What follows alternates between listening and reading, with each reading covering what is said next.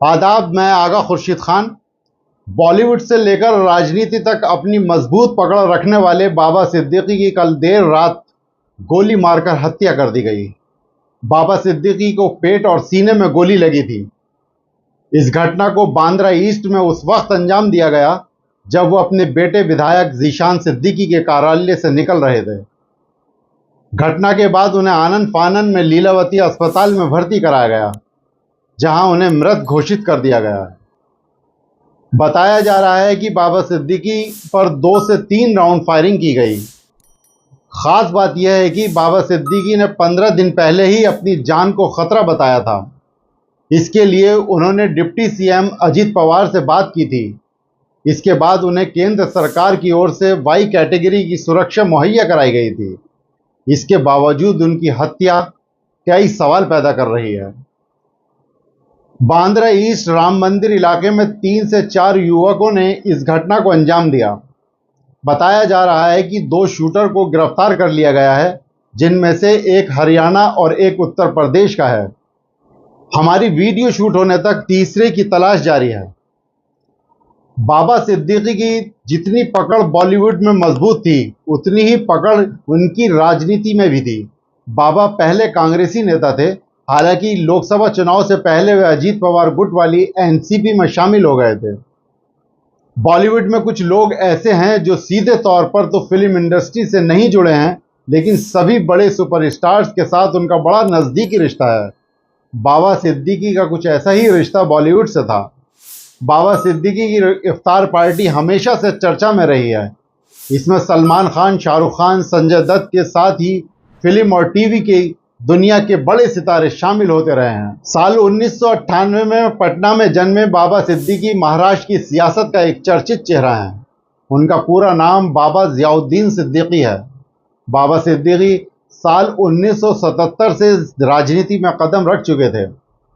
1977 में मुंबई में उन्होंने भारतीय राष्ट्रीय छात्र संघ की सदस्यता ली। उसके बाद 1980 में बांद्रा युवा कांग्रेस के बांद्रा तालुका के महासचिव बन गए, जिसके 2 साल उपरांत उन्हें बांद्रा तालुका की युवा कांग्रेस कमान सौंप दी गई। इसके बाद वे 1993 में वे मुंबई नगर निगम में नगर पार्षद बने, जबकि 1999 में बाबा सिद्दीकी पहली बार विधायक बनकर महाराष्ट्र विधानसभा पहुंचे। इसके बाद वे लगातार विधायक बने रहे। बाबा सिद्दीकी 2004 से 2008 खाद्य एवं नागरिक आपूर्ति, श्रम और एफडीए राज्य मंत्री भी रह चुके हैं।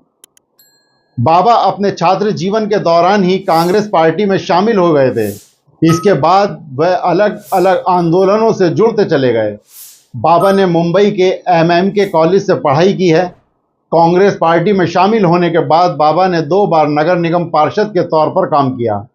इसके बाद बाबा कांग्रेस पार्टी से महाराष्ट्र विधानसभा में 3 बार विधायक भी रह चुके हैं। मुंबई में बाबा एक जननेता के तौर पर जाने जाते हैं। वे अपने इलाके के लोगों की मदद के लिए हमेशा उपलब्ध रहते थे। उन्होंने अपने विधायक निधि का इस्तेमाल इलाके के विकास कार्यों में किया, जिसकी वजह से वे लोगों के बीच और भी लोकप्रिय हो गए। हालांकि कांग्रेस पार्टी से नाराजगी की वजह से हाल ही में लोकसभा चुनाव से पहले वे एनसीपी अजीत पवार गुट में शामिल हुए थे। कांग्रेस पार्टी छोड़ते हुए उन्होंने कहा था कि मैं एक किशोर के रूप में भारतीय राष्ट्रीय कांग्रेस पार्टी में शामिल हुआ था। ये 48 साल तक का चलने वाली एक महत्वपूर्ण यात्रा रही है। बांद्रा वेस्ट सीट से इस समय उनके बेटे जीशान सिद्दीकी विधायक हैं। बॉलीवुड से सिद्दीकी की दोस्ती दिवंगत एक्टर सुनील दत्त ने कराई थी, जो खुद कांग्रेस सांसद और केंद्रीय मंत्री रहे थे। बांद्रा फिल्म हस्तियों का गढ़ है। उन्हें लगभग रोजाना किसी न किसी वजह से परेशानी आती रहती है। इसी इलाके में बाबा सिद्दीकी पहचान बना रहे थे। इस वजह से पहले सुनील दत्त, फिर उनके बेटे संजय दत्त से दोस्ती हुई, और यही दोस्ती बॉलीवुड हस्तियों से उनकी दोस्ती का एंट्री गेट साबित हुई। हालात ये थे कि बाबा सिद्दीकी की इफ्तार पार्टी का दावत मिलते ही पूरा बॉलीवुड दौड़कर चला आता था। सिद्दीकी की इफ्तार पार्टी के दावत को बॉलीवुड में स्टेटस सिंबल माना जाने लगा था। उन्होंने बॉलीवुड में एक ऐसा चमत्कार किया था जिसे आज भी लोग याद करते हैं। सलमान खान और शाहरुख खान के फैंस उन्हें आज भी दुआएं देते हैं, क्योंकि उन्होंने दोनों के बीच के झगड़े को ख़त्म करवाया था। बाबा सिद्दीकी ने एक समय ऐसा काम किया जिसे बॉलीवुड के फैंस केवल सपनों में सोचते थे। सलमान खान और शाहरुख खान, जो कभी दो अच्छे दोस्त थे, किसी कारणवश कट्टर दुश्मन बन गए थे। हालांकि उनके झगड़े की शुरुआत कैसे हुई इसका ठीक ठाक पता नहीं है, लेकिन इस विवाद ने फैंस को दोनों को एक साथ देखने की उम्मीद से दूर कर दिया था। दोनों इतने नाराज थे कि एक दूसरे की शक्ल तक देखना पसंद नहीं करते थे और लगभग 5 साल तक यह दुश्मनी चली। इस विवाद के दौरान दोनों का आमना सामना नहीं हो पाता था। यहाँ तक कि किसी इवेंट में अगर सलमान खान होते तो शाहरुख खान वहाँ नहीं जाते थे। ये दुश्मनी आखिरकार 2013 में ख़त्म हुई, जब बाबा सिद्दीकी की इफ्तार पार्टी में दोनों ने एक दूसरे को गले लगाकर अपनी सालों पुरानी दुश्मनी समाप्त कर दी। यह बॉलीवुड के लिए किसी चमत्कार से कम नहीं था। लल्लन टॉप में छपी एक खबर के मुताबिक 2013 में मुंबई में एक ज़मीन के टुकड़े को लेकर दाऊद इब्राहिम ने बाबा सिद्दीकी को धमकी दी थी। कहा जाता है कि दाऊद का करीबी अहमद लंगड़ा उसी ज़मीन पर अपना दावा कर रहा था। इस वजह से दाऊद ने बाबा सिद्दीकी को फ़ोन करके कहा था कि इस मामले से दूर हो जाओ। हालांकि बाबा सिद्दीकी ने इस मामले में पुलिस में एफआईआर भी दर्ज करवाया था, जिसके बाद मुंबई पुलिस ने अहमद लंगड़ा पर माकोका के तहत कार्रवाई की थी। मीडिया रिपोर्ट्स के मुताबिक नेता बनने से पहले बाबा अपने पिता अब्दुल रहीम सिद्दीकी के साथ उनके घड़ी बनाने के काम में हाथ बटाया करते थे। धीरे धीरे उन्होंने काफ़ी कड़ी मेहनत की और मुंबई युवा कांग्रेस के महासचिव बने और वो कांग्रेस नेता सुनील दत्त के करीब आए। बाबा सुनील दत्त को अपना आदर्श मानते थे, उन्हीं की तरह समाज सेवा का काम करते थे। कम लोग जानते हैं कि बाबा सिद्दीकी का ताल्लुक मूल रूप से बिहार से था। बाबा सिद्दीकी के पिता करीब 50 साल पहले बिहार के गोपालगंज से मुंबई आ गए थे।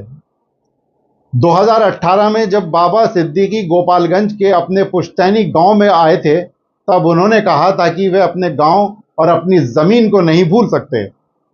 जितना मेरे पिता का अपने गांव से लगाव था, उतना ही मुझे अपने गांव से लगाव है।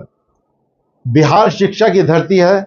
मेहनत की बदौलत ही बिहार के लोग देश और दुनिया में तिरंगे को लहरा रहे हैं। 2018 में उन्होंने यह भी कहा था कि बिहार में जब बाढ़ आई थी, तब उन्होंने मुंबई से राहत सामग्री को अररिया से लेकर के बिहार के अन्य जिलों में भेजा था। बाबा सिद्दीकी की मौत ने महाराष्ट्र और मुंबई की सियासत में हलचल पैदा कर दिया है और चुनाव से ठीक पहले उनको गोली मारना सरकार के कानून व्यवस्था पर सवाल खड़ा करती है। यह जांच का विषय है। हमारी मांग है कि इसकी जांच की जाए और दोषियों पर कार्रवाई की जाए। शुक्रिया।